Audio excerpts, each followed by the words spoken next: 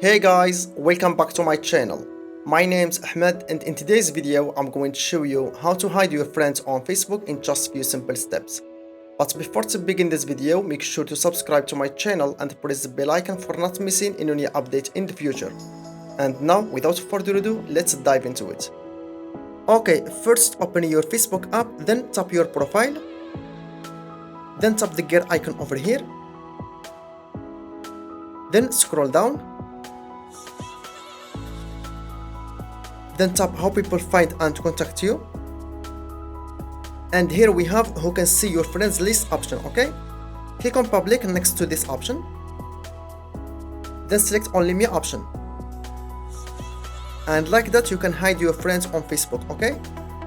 Okay guys, hope you find this tutorial useful and helpful, and if you do, then please like, share and subscribe for more tutorials.